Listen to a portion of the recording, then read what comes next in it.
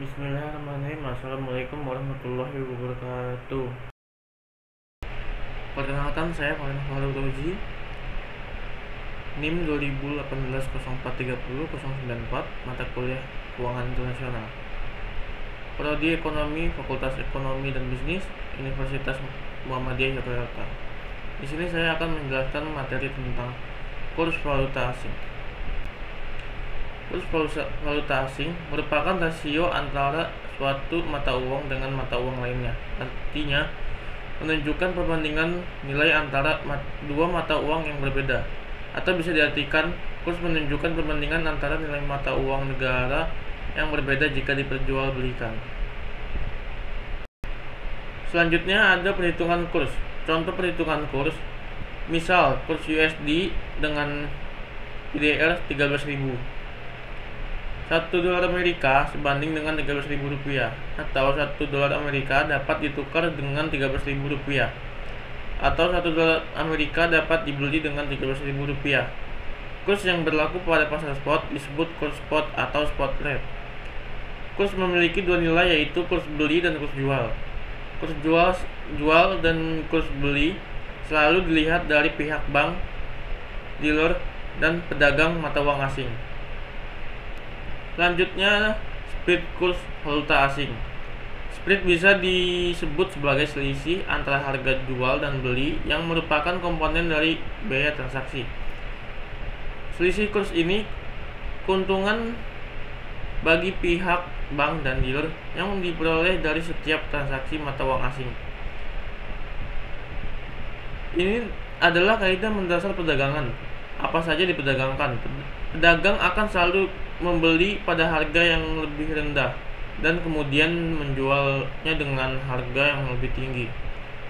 Bank adalah sebagai pedagang mata uang asing akan melakukan hal yang sama. Yang selanjutnya, devaluasi. Devaluasi merupakan tindakan yang diambil oleh pemerintah suatu negara dengan menurunkan nilai mata uang domestik terhadap nilai mata uang asing.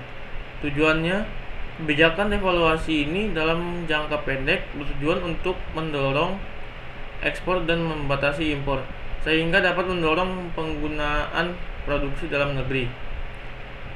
Hal tersebut dapat berdampak pada perbaikan posisi BOP atau Balance of Payment. Kebijakan devaluasi ini lebih banyak dimanfaatkan oleh negara-negara yang sedang berkembang.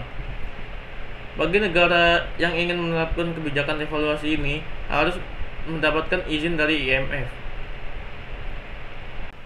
Selanjutnya ada revaluasi. Revaluasi adalah tindakan yang diambil oleh pemerintah suatu negara dengan menaikkan nilai mata uangnya terhadap nilai mata uang asing. Revaluasi adalah kebalikan dari devaluasi, yaitu tindakan untuk menaikkan nilai mata uang domestik terhadap nilai mata uang asing. Tujuan kebijakan ini dilakukan karena kondisi perekonomian negara sudah dinilai mencapai atau mendekati full employment atau terjadinya kecenderungan inflasi. Dan yang selanjutnya, faktor yang mempengaruhi perubahan kurs. Perubahan kurs secara langsung dapat dilihat dari mekanisme penawaran dan permintaan yang terjadi di pasar mata uang asing. Yang pertama, permintaan mata uang asing dipengaruhi oleh adanya impor barang dan jasa ke dalam negeri, dan juga ekspor modal dan transfer mata uang asing dari dalam ke luar negeri. Yang kedua, permintaan mata uang asing dipengaruhi oleh ekspor barang dan jasa dari dalam negeri ke luar negeri, dan penawaran juga dipengaruhi oleh impor modal dan transfer mata uang asing dari luar ke dalam negeri. Selanjutnya ada faktor yang mempengaruhi perubahan kurs secara tidak langsung. Yang pertama, posisi neraca pembayaran. Neraca pembayaran memiliki pengaruh terhadap nilai tukar dari mata uang dalam negeri. Jika pembayaran defisit, maka permintaan terhadap valuta asing akan meningkat dan menyebabkan nilai rupiah melemah. Sebaliknya, jika neraca pembayaran surplus, permintaan terhadap valuta asing akan menurun dan menyebabkan nilai rupiah akan menguat. Yang kedua, tingkat inflasi. Jika faktor-faktor ekonomi yang dianggap tetap atau ceteris paribus, maka kenaikan tingkat harga atau inflasi akan mempengaruhi nilai tukar mata uang suatu negara. Penurunan daya beli mata uang yang ditunjukkan oleh kenaikan tingkat harga di negara yang bersangkutan akan diikuti dengan depresiasi atau pelemahan nilai tukar mata uang negara tersebut. Dan juga sebaliknya, kenaikan daya beli mata uang domestik akan mengakibatkan apresiasi atau penguatan nilai tukar mata uang domestik tersebut. 3. Tingkat bunga. Dengan asumsi ceteris paribus, kenaikan tingkat suku bunga bank untuk mata uang domestik akan menyebabkan mata uang domestik mengalami apresiasi atau penguatan terhadap nilai mata uang negara lain. 4. Tingkat pendapatan nasional. Tingkat pendapatan nasional hanya akan mempengaruhi nilai tukar melalui tingkat permintaan valuta asing.